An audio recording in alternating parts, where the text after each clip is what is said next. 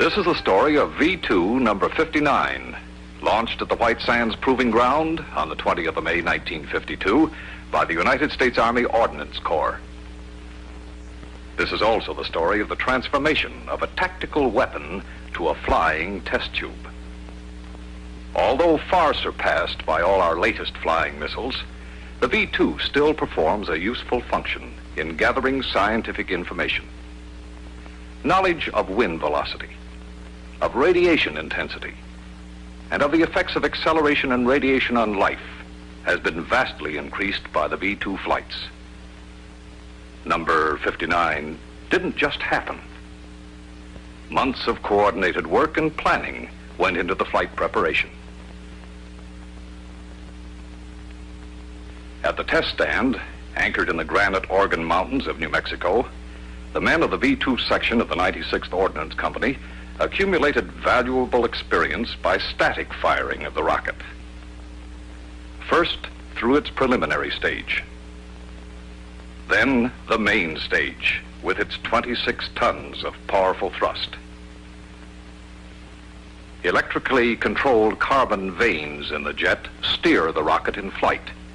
They become white hot in the 2,400-degree flame. From these static firings, the V2 section continually gained knowledge and skill.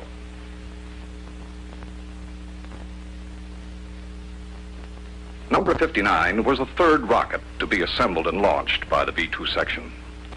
In this missile assembly hangar, it reached its final construction stages.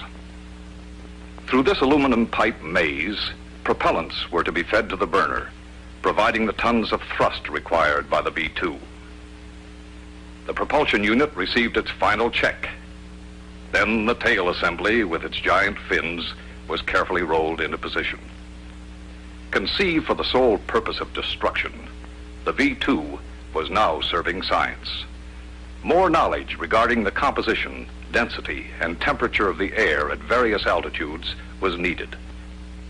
So, number 59 was readied for a flight for the upper stratas of the Earth's atmosphere.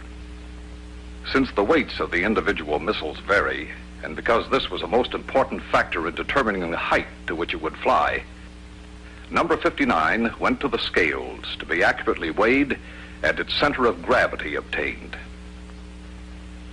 Number 59 weighed in at 5 tons plus before fueling, so an altitude of 80 miles was estimated. After weighing, specially designed equipment gently lowered the rocket onto its erecting trailer for transport to the firing area. Pincer-like clamps firmly gripped the giant missile to hold it in place. In this hangar, less than 11 weeks ago, number 59 was merely a collection of aluminum pipes and sheet metal. Now, assembled, except for its warhead, which would be attached to the launching site, the rocket was 42 feet long. 1.5 tons of lead had been added to number 59 in order to limit its peak altitude to 80 miles, as well as to give it dart-like stability in flight. The 1st Guided Missile Battalion carefully transported the rocket on its 7-mile journey to the launching site. To prevent internal damage to the missile, the speed of the convoy was limited to 25 miles an hour.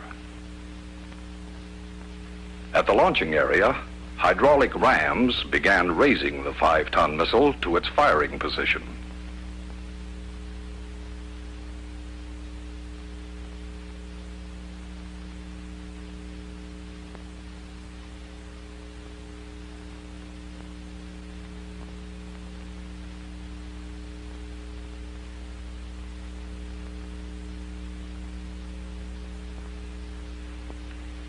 Once number 59 was firmly in place, the holding clamps were loosened and preparation for firing continued.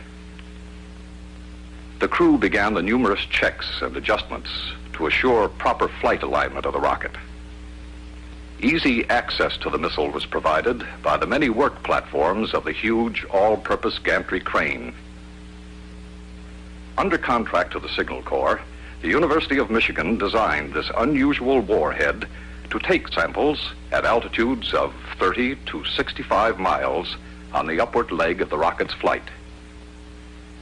As a weapon, the warhead of the V-2 used to contain death and destruction. Now, as a test tube, No. 59's warhead consisted of vacuum bottles, which would gather air samples of the upper atmosphere. Once the special warhead was in place, the individual bottle assemblies were removed and checked. A missile-borne timer, which controlled the sampling operation, would start upon rocket takeoff, and when the rocket reached the height of 30 miles, flying at a speed of 2,500 miles or more per hour, the timer would open each bottle, allowing it to collect an air sample before closing it and proceeding to the next bottle. When all samples were taken, an electrically triggered charge would eject the canisters from the warhead and release their accompanying parachutes. A small detonator was attached to the retaining ring, which held each canister to the missile. At the proper time, the detonator would fire, severing the band and allowing the container to be ejected. As each container fell earthward, a parachute would unfurl from the canister to slow its descent. The parachute for each bottle assembly was packed in the lower compartment of the canister, directly beneath the sampling bottle. The testing connection and vacuum seal extended through a double bulkhead. The delicate vacuum seal was protected by a heavy brass pipe. With all detonators installed, the crew replaced the assembly in the warhead. The canisters had been painted a brilliant red to aid in their recovery from the desert. During flight, these detonator-operated pistons would break the vacuum seals and allow each sample bottle to fill. When the canisters were in place, the protective nose cone was lowered. This cone would reduce turbulence and prevent the seals on the sample bottles from melting during the flight through the denser lower regions of the atmosphere. When the rocket reached a height of 20 miles and a speed of approximately 3,000 miles per hour, the JATO unit mounted in the nose would automatically fire, expelling the cone from the missile so that the air samples might be obtained. Once the protective nose cone was secure, the warhead installation was complete. Monitoring panels inside the blockhouse enabled scientists to continuously check rocket equipment until the moment of takeoff. In the crisp early hours of firing day, the fueling began. More than 4 tons of alcohol were pumped into the rocket's fuel tank. The required hydrogen peroxide was next piped aboard the missile. Finally, the rocket's tank received its most volatile propellant, liquid oxygen. Check sheets pasted on the side of the rocket aided in eliminating human errors during this hazardous occupation. The connecting hose grew thick with frost as the liquid oxygen boiled through it at -300 degrees. Throughout the fueling period, continuous checks were made for leaks in the propulsion system. With the loading of the 5.5 tons of liquid oxygen, which the missile would consume during its 65 seconds of powered flight, fueling was complete. The crew was alerted by the 15-minute warning smoke signal above the blockhouse. Then the gantry crane began moving, and last-minute checks were made. The protecting crane drew back. Then, in the quiet safety of the blockhouse, the firing sequence began. First came the countdown to the preliminary stage.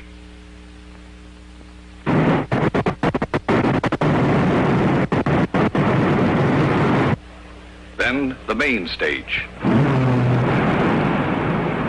And flying test tube number 59 took off on what was to be a successful flight and mission. The V-2 is finished as a front-line performer, but through the firing of rockets like number 59, we have gained the information and skill required to build today's more exacting guided missiles.